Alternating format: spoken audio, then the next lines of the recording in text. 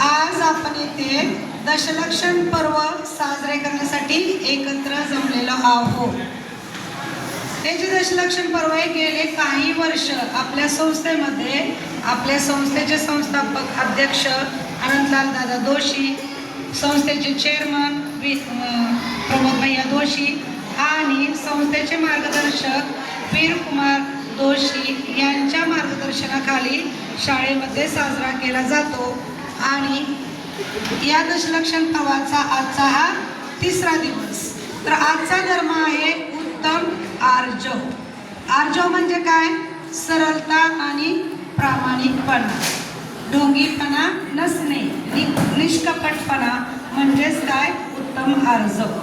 तर पहा, आर्जव अर्थ सरलता जान, आर्जव अर्थ सरलता जान, सच्चे जैनी की पहचान, मायाचारी कभी न करना, मायाचारी कभी न करना, प्रेम भाव से मिलजुल रहना, सरल भाव है शुद्धात्म, सरल भाव है शुद्धात्म, जानो बनना परमात्म, कपट भाव दुखदाई मान, कपट भाव दुखदाई मान, सरल भाव से हो सन्मान, त्याग कपटता बनो महान, त्याग कपटता बनो महान, पा जाओगे सुख की खान।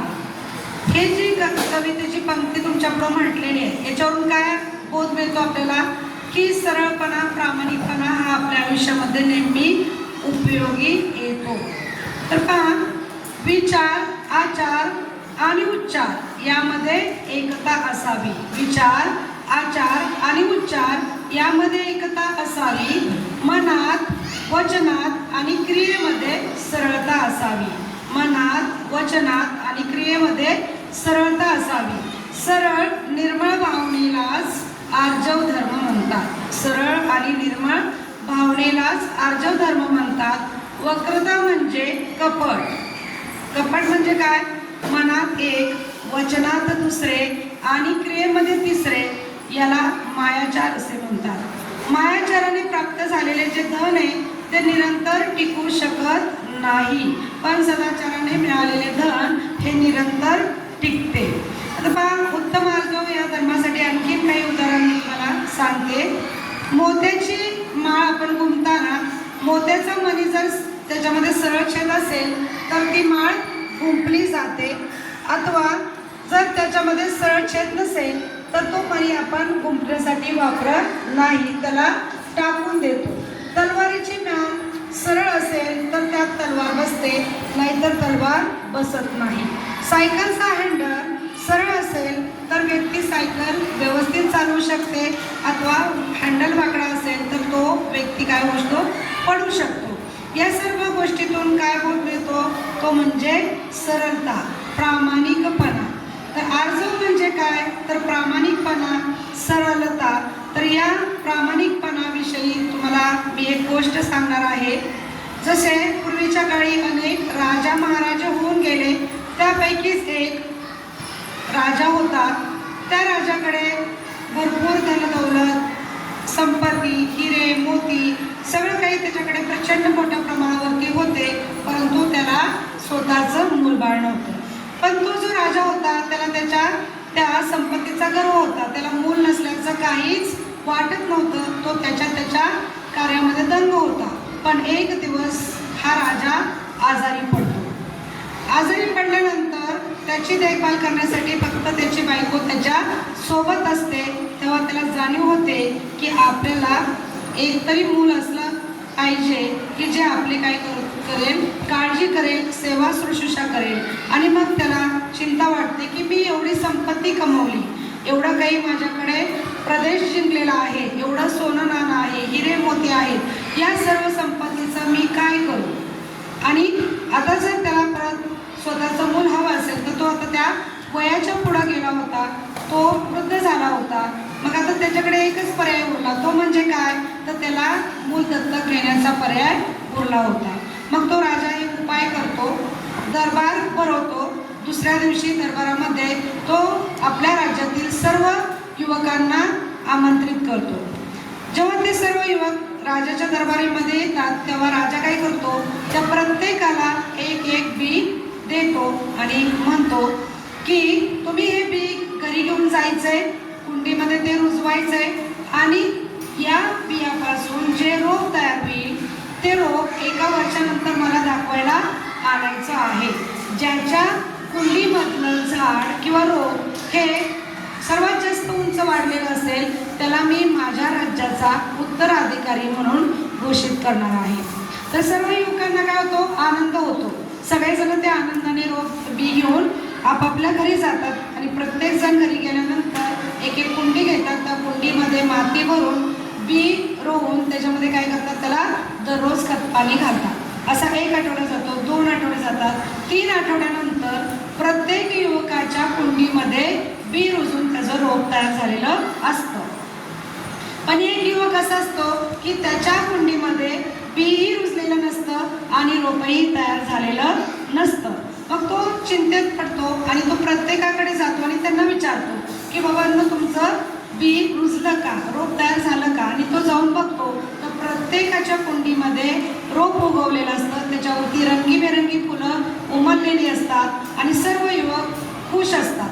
मग आता हा जो एक युवक आहे की ज्याच्या कुंडीमध्ये ना बी रुजलं ना रोप तयार झालं, तो युवक चिंतेमध्ये असतो आणि तो वर्षभर काय करतो, चिंताच करतो की आता राजा काय करेल, मला शिक्षा करेल.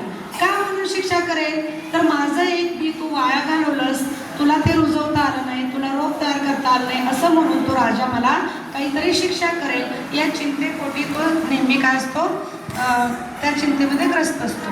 आणि बाकीचे युवक मात्र आनंदी असतात की त्यांचं ते रोप चांगल्या पद्धतीनं वाढलेलं आहे, त्याच्यावरती रंगीबेरंगी फुलं आलेले आहेत आणि असं करत करत काय होतं, पूर्ण 1 वर्ष सरतं आणि तो दिवस उगवतो ज्या दिवशी त्या सर्व युवकांना आपलं रोप घेऊन कुठं जायचं असतं, राजाच्या दरबारी जायचं असतं.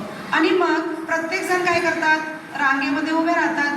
ज्या युवकांच्या ज्या कुंडीमध्ये रोप फुललेलं आहे त्याच्यावरती वेगवेगळे रंगीबेरंगी फुलं आलेले आहेत, असे सगळे पुढे उभे राहतात. आणि ज्या युवकाच्या कुंडीमध्ये बी रुजलेलंच नाही, रोप तयार झालेलंच नाही, तो युवक काय करतो, तर सगळ्यात पाठीमागे उभा राहतो. कारण त्याला प्रचंड भीती वाटत असते की राजा आता मला काय शिक्षा करेल.